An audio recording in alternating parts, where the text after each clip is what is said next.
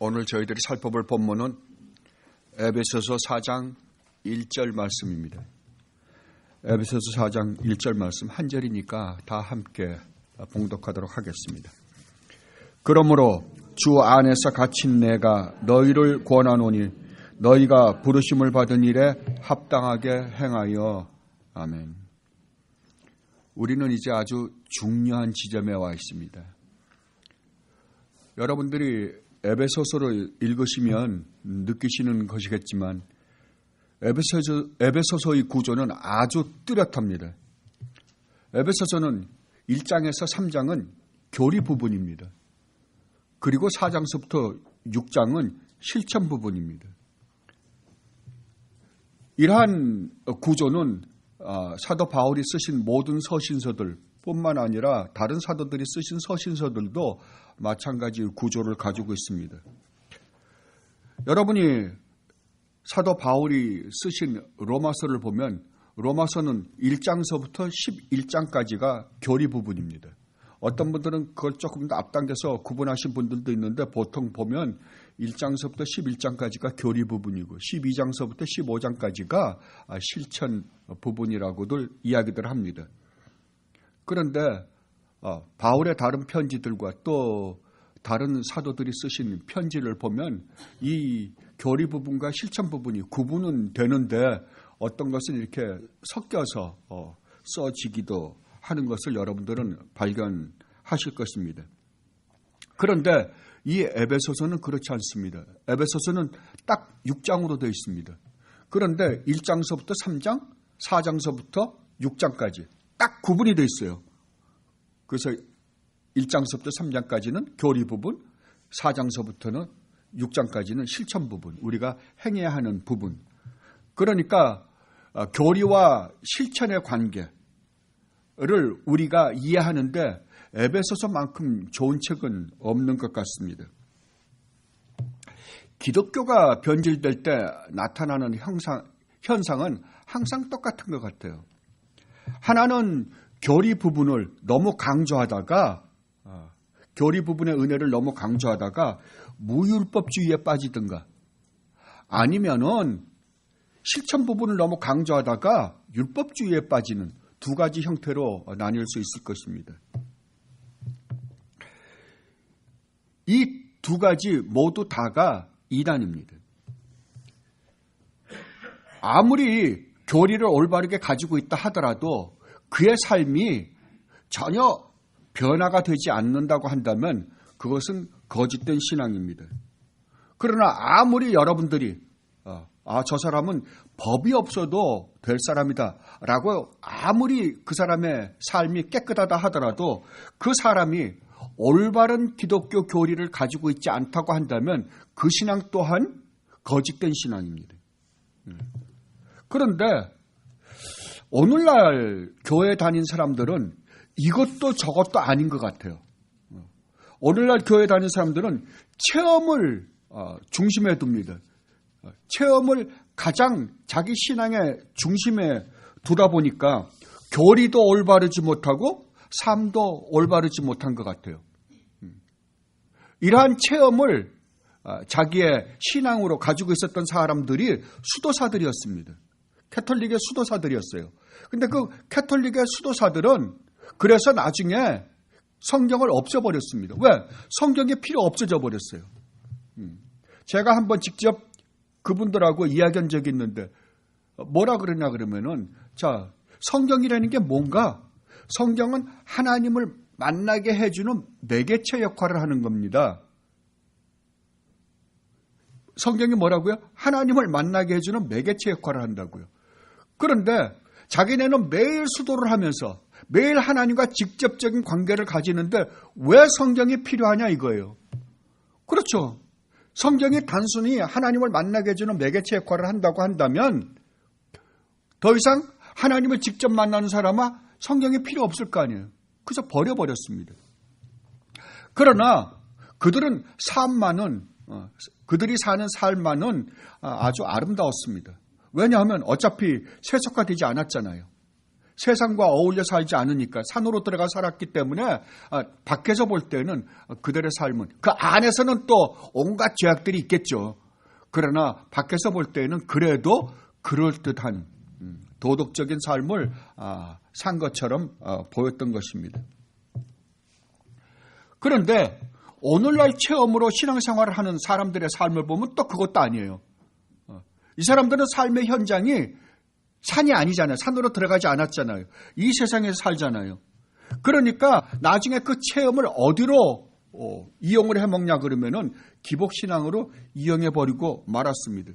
그러니까 교리도 올바르지 않고 결국 삶도 말도 안 되는 삶으로 말미암아 이 기독교를 일반 주님을 전혀 알지 못하는 사람들로부터 손가락질을 받는 이상한 이단적 신앙을 만들어버리고 말았습니다. 이것은 절대로 성경이 가르치는 복음이 아닙니다. 이것은 기독교라고 할 수가 없습니다. 이 신앙은 절대로 예수님을 주요 그리스도라고 고백하는 신앙은 절대 아닙니다. 여러분들이 아시는 것처럼 이런 신앙은 하나님을 영광스럽게 해드리는 것이 아니라 하나님의 영광에 대해서 이야기를 하는데 하나님께 영광을 돌리는 게 아니라 하나님을 욕되게 하는 삶을 여러분들은 얼마든지 볼 수 있어요. 그죠? 일반 성도들뿐만 아니라 그 교회도 보면 그렇죠. 오늘날 지금 한국에서 또 야단 법석 치고 있는 그 한국의 대형 교회들 여러분 보잖아요. 세상 사람들도 얼마나 욕도를 많이 합니까? 그게 기독교입니까? 분명히 아니죠. 그런데 이런 신앙은 어제 오늘이 아닙니다. 여러분들이 구약 성경을 보면 여러분들이 이런 신앙을 살았던 이스라엘의 모습을 여러분들은 얼마든지 볼 수 있습니다. 구약은 전체가 이 신앙은 잘못된 신앙이다라는 것을 가르쳐 주기 위해서 기록했다고 해도 과언은 아닙니다. 그래서 이것에 대해서 뼈저리게 느끼고 이것에 대해서 탄식했던, 정말 눈물을 흘리면서 탄식했던, 너희들이 절대 이러한 삶을 살아서는 안 된다라고 탄식했던 선지자가 있습니다. 그분이 누군지 아십니까? 울보딱지 예레미야입니다. 예, 그래서 별명이 오죽하면 울보딱지입니다. 예.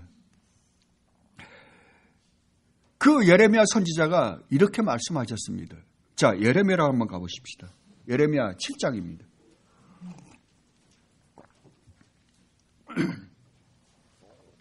예레미야 7장 1절로 11절 말씀입니다. 가만히 한번 보십시오. 오늘날 우리하고 얼마나 똑같은가? 여호와께로부터 예레미야에게 말씀이 임하니라. 이르시되 너는 여호와의 집 문에 서서, 여호와의 집 문이 어디예요? 성전이잖아요. 이 말을 선포하여 이르기를 여호와께 예배하러 이 문으로 들어가는 유다 사람들아. 오늘날로 하면 교회죠. 교회 문으로 들어간, 너희가 예배하러 들어가는 교회 문에 들어가는 사람들아, 여호와의 말씀을 들으라. 만군의 여호와 이스라엘의 하나님께서 이와 같이 말씀하시되 너희 길과 행위를 바르게 하라. 그리하면 내가 너희로 이곳에 살게 하리라. 너희는 이것이 여호와의 성전이라 여호와의 성전이라 여호와의 성전이라 하는 거짓말을 믿지 말라. 분명히 여호와의 성전입니다. 여호와의 성전은 이스라엘의 예루살렘에 있는 그 성전 하나밖에 없습니다. 그런데 그 문에 서서 뭐라고요? 이게 하나님의 성전이라 하나님의 성전이라 여호와의 성전이라 하는 거짓말을 믿지 말래요. 너희가 만일 길과 행위를 참으로 바르게 하여 이웃들 사이에 정의를 행하며 이방인과 고아와 과부를 압제하지 아니하며 무죄한 자의 피를 이곳에서 흘리지 아니하며 다른 신들 뒤를 따라 화를 자초하지 아니하면 내가 너희를 이곳에 살게 하리니 곧 너희 조상에게 영원 무궁토록 준 땅이니라. 보라, 너희가 무익한 거짓말을 의존하는도다. 그러니까 맨 그 안에서 이루어지고 있는 일은 뭐밖에 없다고요? 거짓된 것밖에 없다고요. 너희가 도둑질하며 살인하며 간음하며 거짓 맹세하며 바알에게 분향하며 너희가 알지 못하는 다른 신들을 따르면서 내 이름으로 일컬음을 받는 이 집에 들어와서 내 앞에 서서 말하기를 우리가 구원을 얻었나이다 하느냐? 참 얼마나 무시무시합니까? 그죠? 너는 이 모든 가정한 일을 행하려 함이로다. 내 이름으로 일컬음을 받는 이 집이 너희 눈에는 도둑놈의 소굴로 보이느냐? 보라, 나 곧 내가 그것을 보았노라. 여호와의 말씀이니라. 아멘. 어떻습니까? 이것이 오늘날 교회 다니면서 신앙생활을 하는 오늘날 기독교 신자들과 무엇이 다릅니까? 밖에 나가서는 온갖 나쁜 짓이라는 나쁜 짓은 다 합니다. 술집에 가서 밤새껏 술 먹고 도박이나 하고 간음하고 음란하고 거짓말하고 사기치고 정말 하나님의 이름으로 사기를 쳐요. 도둑질하고 여러분이 탈세하는 것도 도둑질입니다. 그리고 마약하고 저는 교회 안에서 마약하는 사람들을 얼마나 많이 뵀는지 몰라요. 진짜 교회 안에 교회 다니는 사람들 얼마나 많은 사람들이 마약을 하고 있는지 모릅니다. 동성연애, 낙태 살인이잖아요. 그래놓고 주일날 와서는 뭐라 그런다고요? 우리는 예수 그리스도로 말미암아 구원을 받았습니다라고 이야기한다고요. 그리고 하나님을 찬양합니다. 여러분, 이 예배를 하나님이 받겠습니까? 절대로 안 받습니다. 그죠? 우리는 하나님을 너무나 몰라요. 하나님의 거룩하심을 너무나 모른다고요. 하나님은 아무리 적은 죄라 하더라도 그것을 용납하실 수가 없으신 분들이에요. 본성적으로 안 돼요, 하나님은요. 우리는 똑같은 입으로 주님을 찬양하기도 하고 주님을 욕되게 하기도 합니다. 그러니까 찬양하는 것은 거짓된 거죠. 내 마음으로부터 진실된 게 아닙니다. 참된 복음으로 말미암는 찬양이 아니라 그냥 형식적으로 종교인이 되어서 교회에 나와서 찬양을 하는 것뿐이에요. 이것에 대해서 사도 야고보가 이렇게 말씀하셨습니다. 야고보서입니다. 야고보서 3장입니다.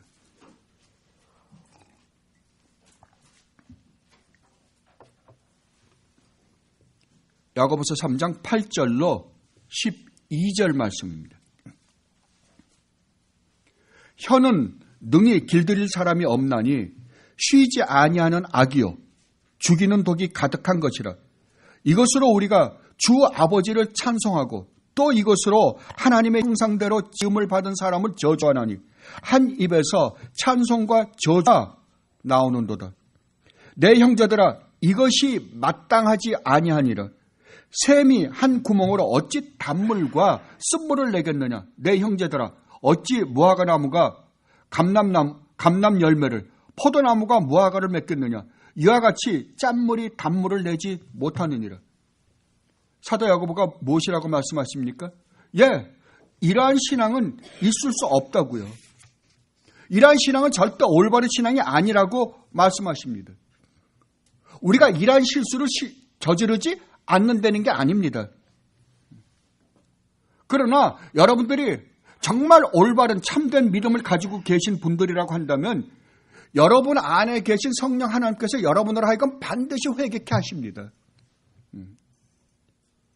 여러분들이 이러한 실수를 저질렀을 때 여러분 안에 있는 성령 하나님으로 말미암아 여러분들은 여러분 마음이 어쩔 줄을 몰라서 여러분들은 반드시 회개할 수밖에 없어요. 회개하고 돌아올 수밖에 없습니다.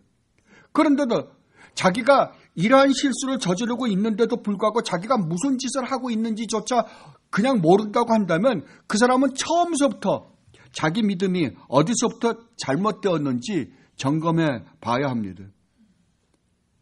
이것이 오늘 사도 바울이 우리에게 가르치고자 하는 요점입니다. 여러분 보세요. 여러분들이 이 예배에 와서 앉아서는 그럴듯하게 예배를 하죠. 그죠? 그러면서도 여러분 이 안에 조그마한 일만 생겨보세요. 여러분 얼마나 여러분의 형제들을 욕을 합니까? 여러분들의 형제들에게 불편한 관계를 가집니까? 안 됩니다. 절대 안 됩니다. 이게 하나님의 교회라고 한다면 이 하나님의 교회, 하나님이 기뻐하시는 교회는 뭐라고요? 제가 제일 싫어하는 게 이 교회를 그럴듯한 교회를 만드는 거예요. 이 교회는 하나님이 기뻐하시는 교회가 되어야 합니다. 하나님이 기뻐하시는 교회 모습은 어떤 모습이에요? 우리 주님의 성품이 드러나는 교회예요. 그죠? 하나님의 형상이 드러나는 교회여야만 합니다. 하나님의 형상이 드러나지 않는 교회라고 한다면 그 교회가 아무리 구제를 많이 하고 아무리 선교를 많이 하고 아무리 정말 엄청난 일을 한다고 하더라도 그 교회는 절대로 하나님이 기뻐하시는 교회가 아닙니다. 하나님이 기뻐하시는 교회는 하나님의 아름다운 성품, 사랑, 자비, 긍휼, 인자하심, 겸손하심, 온유하심, 성령의 열매들이 보이는 교회입니다. 이 교회를 하나님은 기뻐하십니다. 여러분은 성경을 읽을 때 장절이 있으니까 굉장히 좋죠. 그런데 우리가 어떨 때는 이 장절이 있음으로 말미암아 잘못된 결과를 가져올 때도 상당히 많습니다. 여러분이 편지를 받으면 어떡합니까? 편지를 오늘 한 페이지 읽고 놔뒀다가 내일 한 페이지 읽고 놔뒀다가 또 그거 묵상했다가 또 그 다음 페이지 읽고 이렇습니까? 안 그러잖아요. 편지 받으면 그 자리에서 그냥 처음부터 끝까지 다 읽잖아요. 그런데 이상하게 우리가 이 서신서들을 읽을 때 우리는 그렇게 읽어야 돼요. 그래야지 우리가 서신서들을 올바로 이해할 수 있습니다. 그러니까 서신서들의 장제를 만들어 놓은 거는 좋은 면도 있지만 우리에게 해악을 끼치는 것도 있는 것 같아요. 그러니까 이 편지를 사도 바울이 지금 우리에게 편지를 보냈다라고 가정하고 그 편지를 전체를 한꺼번에 읽지 않으니까 그 전체가 지금 진짜로 말하고자 하는 것이 무엇인지를 우리는 깨우치지 못하고 하나하나 전체 안에서 부분을 보지 못하고 전부 따로따로 이해할 때가 상당히 많습니다. 그리고 어떨 때는 자기가 좋아하는 것에다가 줄을 이렇게 긋다 보니까 나중에는 줄을 긋은 것만 봅니다. 그리고 줄을 그은 것을 이렇게 모아서 또 거기에서 어떠한 교리를 만들어내고 그걸 합리화시킵니다. 이렇게 해서 탄생한 것들이 이단들입니다. 그래서 이단들이 보면 성경을 많이 아는 것 같은데 부분적이에요. 어느 한 곳에 몰려 있어요. 성경 전체를 보면 그건 분명히 이단이에요. 그런데 그것만 놓고 그 사람들이 설명해. 특히 여호와의 증인이 그거 잘하죠. 짜 맞추는 거. 아닙니다. 항상 제가 여러분들에게 말씀드리지만 성경은 66권입니다. 66권의 모음집 같아요. 그러나 분명히 이것은 성령 하나님이 쓰신 한 권의 책입니다. 에베소서도 마찬가지예요. 에베소서도 6장으로 되어 있지만 이것은 절대로 따로 떨어질 수 없는 한 권의 편지입니다. 하나의 편지예요. 그러니까 이 에베소서는 한 번에 떨어질래야 떨어질 수 없는 편지로 여러분들이 읽어야 될 뿐만 아니라 이 편지의 내용이 사도 바울이 쓰신 다른 편지들과 아주 일관성과 통일성을 가지고 있는 편지로 여러분들을 읽어야 합니다. 그것뿐만 아니라 사도 바울뿐만 아니라 다른 사도들이 쓰신 편지들이나 복음서와 일관성과 통일성을 가지고 있지 않다고 한다면 우리는 이 편지를 잘못 이해하고 있는 것입니다. 잘못 해석하고 있는 것이요. 그리고 신약과 구약은 떨어질래야 떨어질 수 없습니다. 구약이 없이 신약을 해석할 수 없고요. 신약이 없이 구약을 해석할 수가 없어요. 왜냐하면 그 전체를 다 성령 하나님이 사람을 통하여 쓰신 책이기 때문에 그렇습니다. 그래서 성경은 일관성과 통일성을 가지고 있을 뿐만 아니라 한 주제 안에서 한 목적을 가지고 쓴 책입니다. 그래서 기이해요. 신묘막측해요. 그걸 우리는 신비라고 그럽니다. 1500년, 근한 1600년에 걸쳐서 40여 명의 전혀 다른 세대, 다른 환경 속에서 태어난 사람들이 쓴 책들인데 어떻게 일목요연하게 한 사람이 쓴 책처럼 그렇게 집대성되어 있냐고요. 이건 불가능합니다. 그죠? 그러니까 하나님이 쓰셨다라고 밖에는 볼 수가 없는 거예요. 만약에 우리가 1600년에 걸쳐서 쓴 책들을 집어와서 편집을 하면, 모음집을 만들어 놓으면 각 다 다를 거예요. 그죠? 중구난방일 거예요. 그러나 성경은 그렇지 않습니다. 한 주제, 한 목적을 향하여 갑니다. 그래서 지난번도 제가 말씀드렸지만 성경을 읽을 때 어떻게 하라고요? 창세기서부터 계시록까지 걸어간다는 그 마음을 가지고 한번 걸어가 보세요. 창세기서부터 출발해서 계시록까지 가보시라고요. 가보면 길은 하나예요. 또 여러분들이 계시록에 앉아서 보면 저기서 내가 창세기부터 왔던 길이 하나라고요. 하나밖에 없어요. 그렇게 성경은 정말 뚜렷해요. 그래서 놀랄 수밖에 없습니다. 그래서 성경을 연구하는 사람들이 들어가 보면 들어가 볼수록 점점 더 여기에 빠질 수밖에 없는 게 바로 그렇습니다. 그렇다면 오늘 우리가 읽은 에베소서는 시작을 어떻게 하냐 그러면 그러므로라는 접속사로 시작합니다. 제가 항상 말씀드리지만 성경에서 접속사는 굉장히 중요합니다. 그러므로, 그러나, 왜냐하면, 그러니까 이런 접속사가 나오면 여러분들은 분명히 앞뒤 문맥을 잘 살펴야 합니다.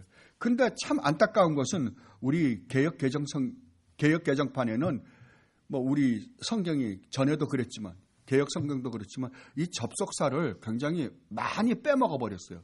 그래서 앞뒤 문맥을 연결하는데 애를 먹는 게 상당히 많습니다. 이제 사도 바울은 이 그러므로라는 접속사 뒤에 무슨 이야기를 전개해 나가냐 그러면은 우리가 성도로서 이 세상을 어떻게 살아가야 하는지에 대해서 말씀하고자 합니다. 그런데 사도 바울은 그 말씀을 하기 전에 접속사로 시작을 합니다. 그렇다면 왜 그럴까요? 왜 사도 바울은 우리가 성도로서 이 세상을 어떻게 살아가야 하는지에 대해서 이야기하기 전에 접속사, 이 그러므로라는 접속사로 시작을 할까요? 왜냐하면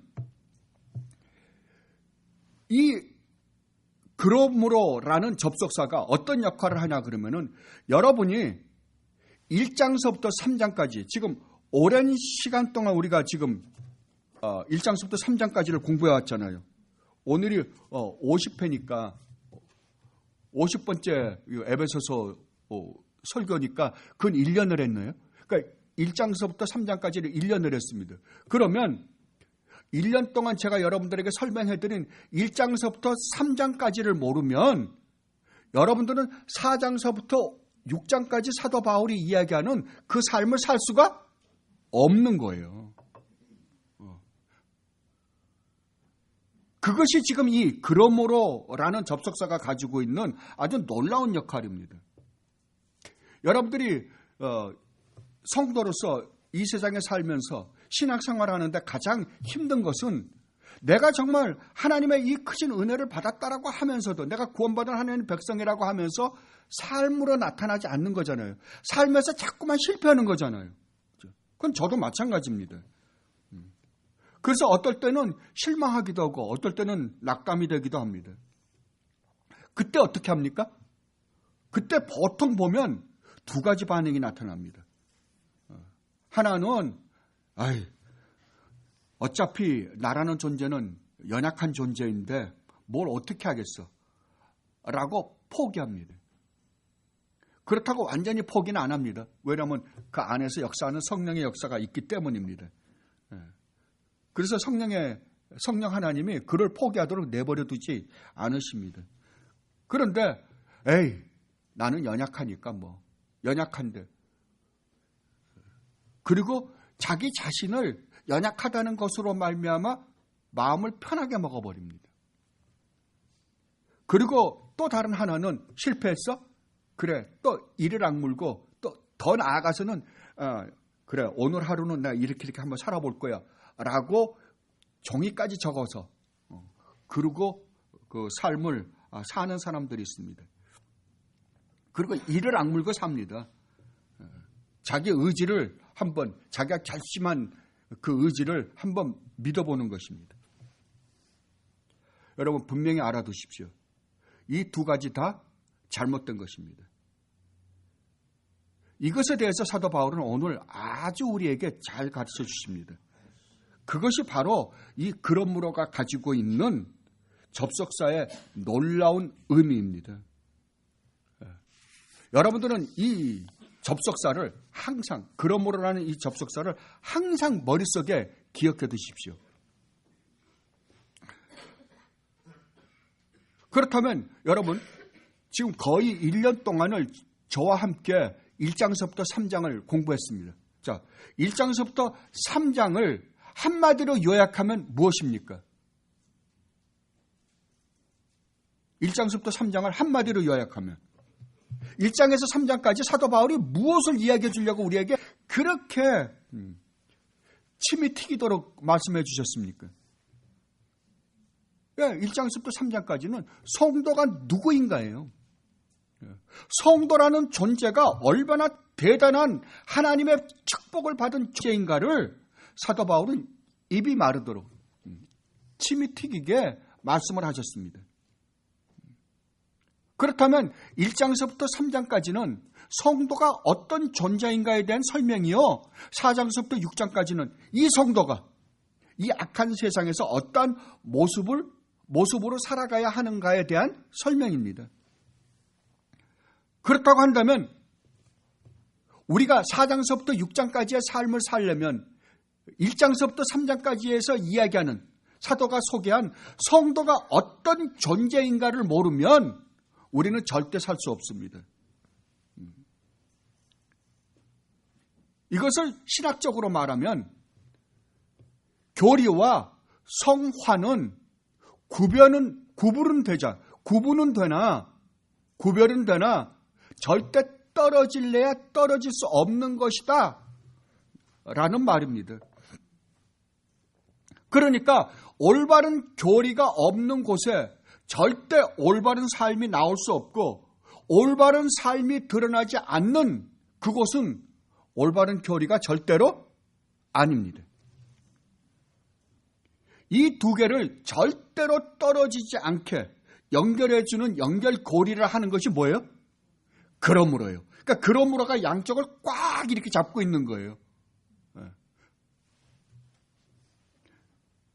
그러므로 그러므로라는 이 접속사는 굉장히 중요한 역할을 합니다. 이것에 대해서 사도 야고보가 아주 잘 말씀하셨습니다. 자, 야고보서로 한번 가보십시다. 야고보서 2장입니다. 야고보서 2장 14절로 26절 말씀입니다. 여러분들이 수없이 들었던 말씀입니다.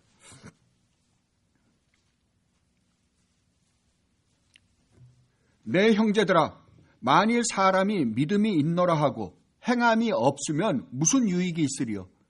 그 믿음이 능히 자기를 구원하겠느냐? 자, 얼마나 놀랍습니까? 만일 형제나 자매가 헐벗고 일용할 양식이 없는데 너희 중에 누구든지 그에게 이르되 평안히 가라, 덥게 하라, 배부르게 하라 하며 그 몸에 쓸 것을 주지 아니하면 무슨 유익이 있으리요? 이와 같이 행함이 없는 믿음은 그 자체가 어떤 것이라? 죽은 것이라고요. 죽은 것이라고요.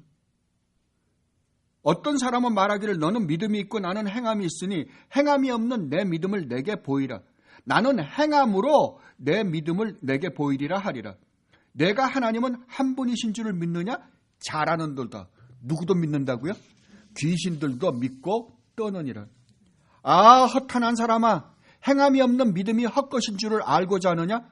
우리 조상 아브라함이 그 아들 이삭을 제단에 바칠 때 행함으로 의롭다 하심을 받은 것이 아니냐? 내가 보거니와 믿음이 그의 행함과 뭐라고요? 함께 일하고, 이 함께 일하는 것이 뭘로 연결이 되어 있다고요? 그러므로로 연결되어 있어요.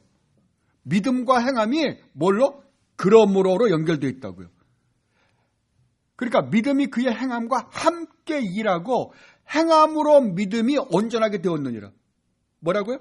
행함으로 그 사람이 올바른 믿음을 가지고 있는지 가지고 있지 않는지를 증명하는 거라고요.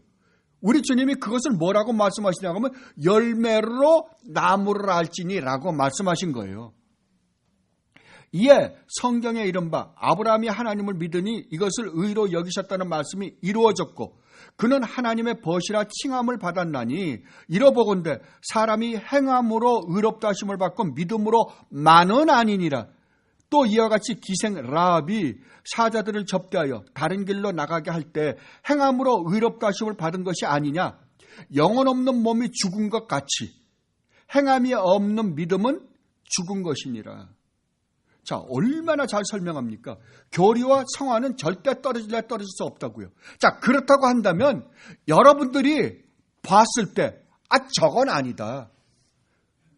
최소한 목사라면 저런 짓을 하면 안 되는 거다라는 감정이 든다고 한다면 그 목사의 믿음이 참 믿음입니까? 그건 절대 아니잖아요. 성경이 아니라고 하는데도 불구하고 그런 교회에 나가서 예배를 한다는 건 거기에 예배가 없을 거 아니에요. 참된 예배가 없을 거 아니에요. 그죠? 그 사람의 입에서 나오는 말은 무슨 말이에요? 진짜 자기의 마음속 깊은 곳에서 하나님을 섬기는 마음으로 나오는, 하나님을 사랑하는 마음으로 나오는 게 아니라 거짓된 거잖아요. 자기 혀로 사람을 농락하는 거잖아요. 현혹시키는 거잖아요. 그런데도 우리는 성경을 믿지 않고 사람의 그 혀에서 놀아나는 그런 사람을 현혹시키는 그런 말에 녹아나서 넘어가서 그런 교회가 바글바글해요. 아닙니다. 절대 아니에요. 여러분들이 그 마태복음 15장 같은 데서 주님이 이야기하시잖아요. 내가 너희에게 준 말을 전하는 게 아니라 너희가 연구해서 만들어낸 너희들의 가르침을 가지고 가르친다고요. 구약에서 수없이 이야기하잖아요. 뭐 이사야, 예레미야, 에스겔 수없이 선지자들이 뭐라 그럽니까? 그들은 내가 보내지 아니했어도 지네들이 가서 나는 하나님이 보낸 선지자라고 이야기한다니까요. 그러니까 그들의 입에서 나오는 말은 뭐예요? 거짓된 복음이다 라고 수없이 이야기해요. 수없이 이야기하고 수없이 이스라엘은 실패하는데도 불구하고 오늘날 교회도 어떻게 한다? 똑같이 가요. 이게 사탄의 무서움입니다. 그렇다고 한다면 여러분이 참된 성도라고 한다면 여러분들이 반드시 알아야 되는 게 뭐예요? 반드시 알아야 되는 것. 여러분들이 누구인가예요. 다른 말로 하면 여러분들이 올바른 교리를 반드시 알아야 되는 거예요. 올바른 교리 안에서 여러분이 어떠한 존재인지, 여러분이 누구인지, 하나님이 여러분을 성도로 만드시기 위해서 창세전부터 어떤 계획을 가지고 일을 하셨는지, 그리고 여러분을 구원하시기 위하여 하나님이 얼마나 엄청난 일을 하시고 얼마나 엄청난 희생을 치르셨는지, 그리고 그걸로 말미암아 여러분들에게 하나님께서 주시겠다라고 약속하신 하늘의 영광이 얼마나 놀라운 것인지를 여러분들은 반드시 알아야 돼요. 그죠? 그걸 모르고서는 절대로 바른 신앙생활을 할 수 있다 없다? 없다고요. 다른 말로 하면 하나님의 여러분을 성도로 만들기 위해서 하나님이 하신 그 놀라운 은혜와 사랑과 자비와 긍휼하심을 여러분들이 정말 마음으로부터 깨닫지 못하고 맛보지 못하고서 여러분들이 이 세상을 아름답게 하나님의 자녀들로서 살아갈 수 있는 방법은 제로다 이 말이에요. 지금 이것에 대해서 사도 바울이 고린도후서 5장에서 이렇게 말씀하십니다. 고린도후서 5장입니다. 14절로 17절 말씀입니다. 고린도후서 5장 14절로 17절 말씀. 그리스도의 사랑이 우리를 강권하시는도다. 뭐라고요? 사도 바울은 자기가 행하는 모든 행위는 무엇으로 말미암아 했다고요? 그리스도의 사랑 때문에 내가 이러한 일을 하고 있다라고 이야기해요.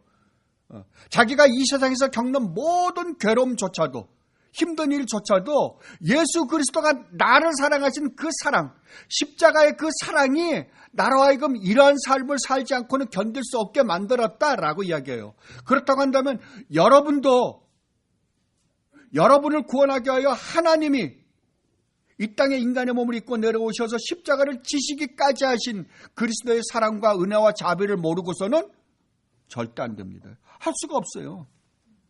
우리가 생각하건대 한 사람이 모든 사람을 대신하여 죽었은즉, 여기서 모든 사람이라는 것은 그리스도 안에 있는 모든 사람입니다. 모든 사람이 죽은 것이라. 이걸 갖다가 보통 보편 구원론으로 끌고 가면 안 됩니다.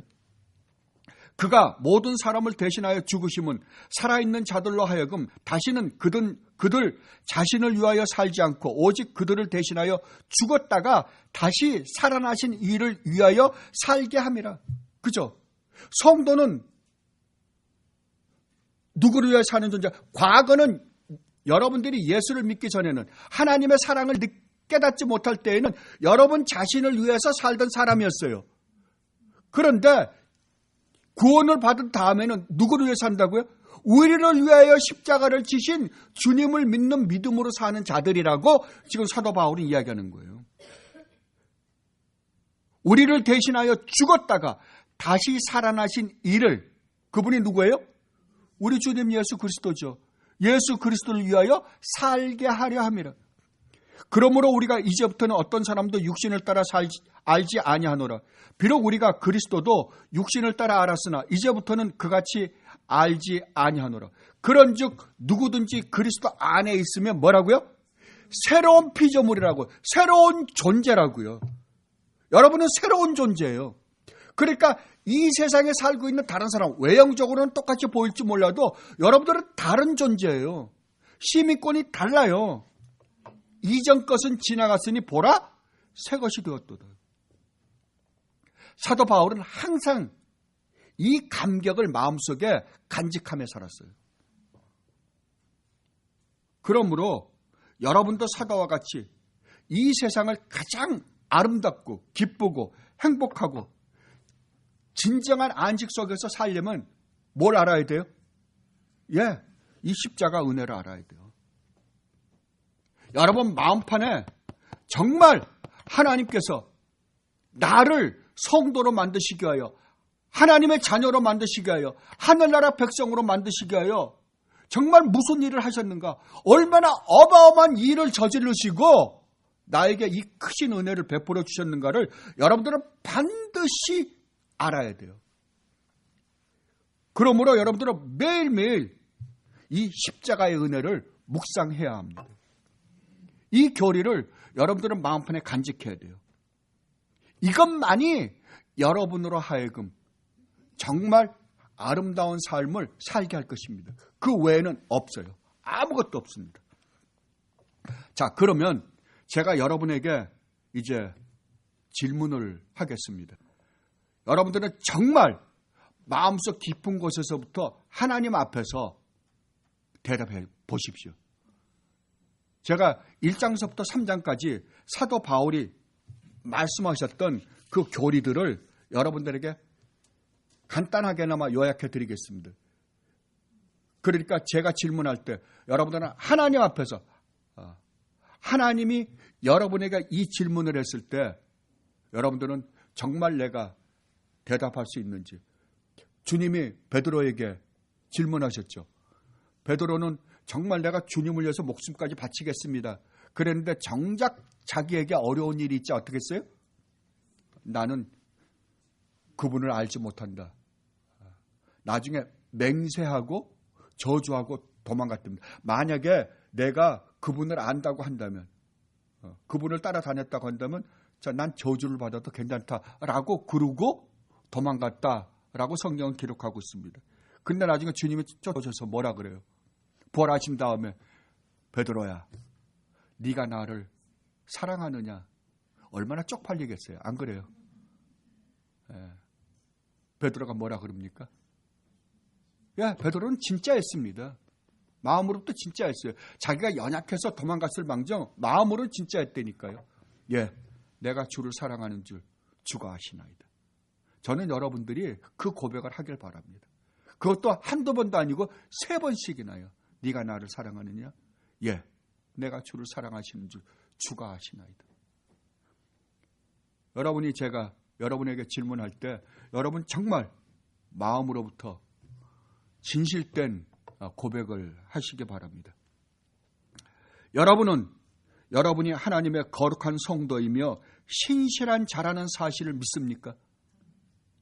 여러분이 그리스도와 연합되어 있는 자라는 사실을 믿습니까? 여러분은 그리스도 안에 그리스도는 여러분 안에 거하신다는 사실을 믿습니까? 여러분은 거룩하신 하나님이 여러분의 아버지가 되시고 여러분은 하나님의 거룩하신 자녀 되심을 믿습니까? 여러분은 이미 그리스도 안에서 하늘에 속한 모든 신령한 축복들을 다 받으신 분들이라는 사실을 믿습니까?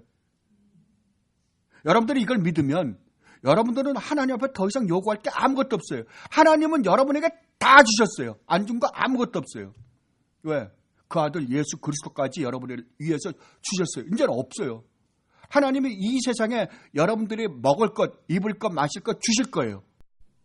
그러나 여러분들이 필요한 만큼, 여러분들의 구원에 필요한 만큼만 주실 거예요. 여러분들 욕심대로 주지 않아요.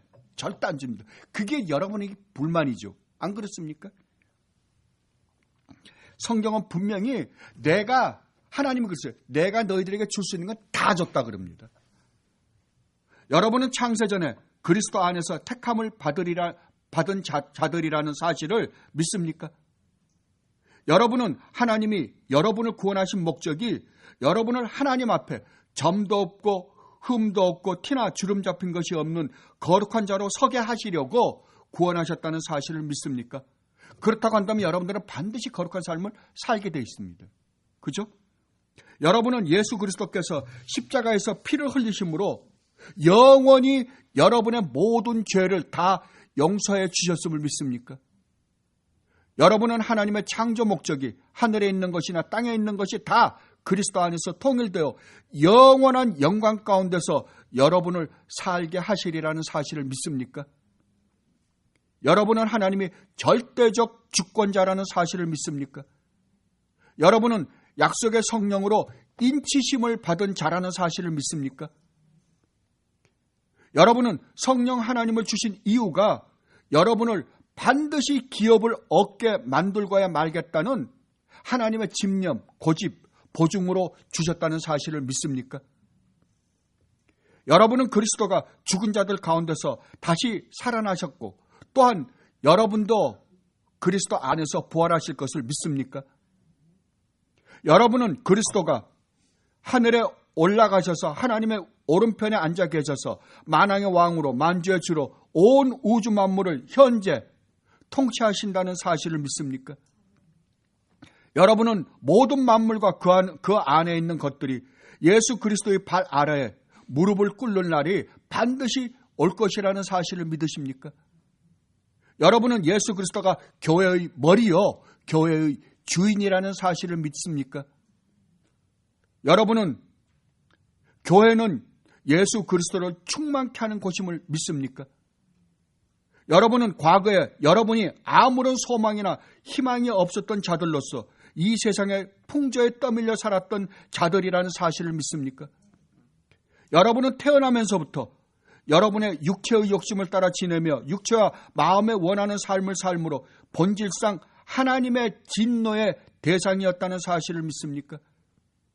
여러분은 이미 그리스도 안에서 존재론적으로 그리스도와 함께 살아났고 또 그리스도 예수 안에서 함께 지금 현재 하늘에 앉아있는 분들이라는 사실을 믿습니까? 여러분들이 이걸 진실되게 믿는다고 한다면 여러분들이 갈 수 있는 길은 한 길밖에 없습니다. 여러분들은 하나님 나라에 갈 수밖에 없는 존재들이에요. 예. 그러니까 이런 이 축복들이 정말 하나님의 약속된 이 축복들이 얼마나 놀라운지 모릅니다. 여러분은 하나님의 은혜로 말미암는 믿음으로 구원을 받았고 또 이것은 여러분의 선한 행위로 말미암은 것이 아니요 하나님의 선물이라는 사실을 믿습니까? 여러분은 하나님이 만드신 자들이며 그리스도 예수 안에서 선한 일을 위하여 지으심을 받은 자들이기 때문에 반드시 하나님 앞에서 선한 삶을 살아야 한다는 사실을 믿습니까? 여러분은 과거에 그리스도 밖에 있었고 하나님의 언약들에 대하여는 외인이요 이 세상에서 아무런 소망이 없고 하나님도 없는 자였다는 사실을 믿습니까?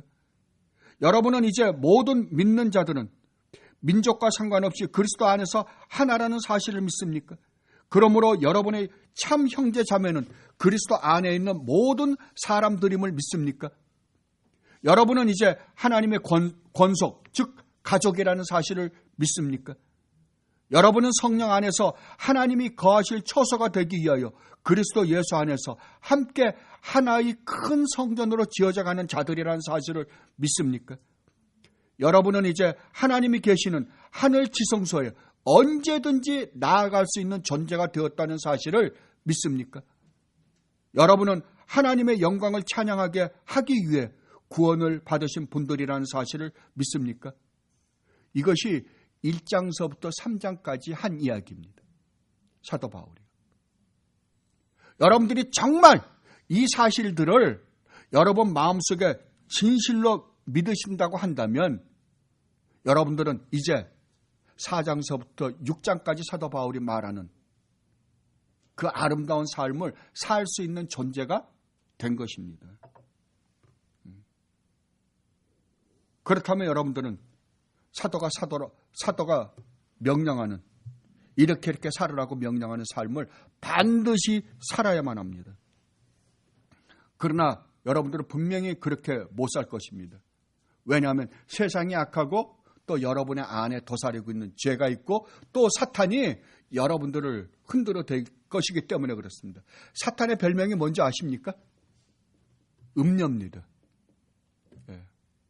세상 물 위에 있는 음녀예요. 음녀라는 말이 뭡니까? 우리를 현혹시키는 거잖아요. 예. 그래서 여러분들은 쓰러지고 넘어지기는 할 것입니다. 그때 어떡하라고요? 그때 하나님이 여러분을 성도로 만드시기 위하여 하나님의 자녀로 만드시기 위하여 영광스러운 하나님의 놀라운 그 나라의 백성으로 만드시기 위하여 창세전부터 무슨 일을 하셨는지 그리고 얼마나 엄청난 일을 저질러셨는지 그걸로 말미암아 여러분에게 주겠다라고 약속하신 하나님의 축복이 얼마나 놀라운지를 묵상하십시오. 괜히 결심문 쓰거나 무슨 포기하지 마시고 그걸 묵상하십시오. 성도라는 존재, 여러분의 존재가 얼마나 놀라운 존재인지, 얼마나 위대한 존재인지, 얼마나 존귀한 자들인지 여러분들 묵상하십시오. 그러면 여러분 마음에서부터 하나님의 그 놀라운 은혜와 사랑과 자비가 여러분을 사로잡을 거예요. 그걸로 사십시오. 그래서 사도 바울이 고백했던 것처럼 하나님의 사랑이 나로 하여금 이 삶을 살게 하셨습니다 라고 고백하는 여러분들이 되시기를 진심으로 바랍니다. 기도하겠습니다. 아버지 하나님, 정말 아버지의 말씀은 보고 또 보고 묵상할 때마다 얼마나 달콤한지 모릅니다. 이렇게 아버지께서는 저희들에게 자상하게 가르쳐 주셨습니다. 그럼에도 불구하고 저희들이 미련하고 어리석어서 아버지의 말씀대로 따라 살지 못했습니다. 아버지, 이제 이 그러므로라는 단어를 항상 저희들 기억하게 하여 주시옵소서.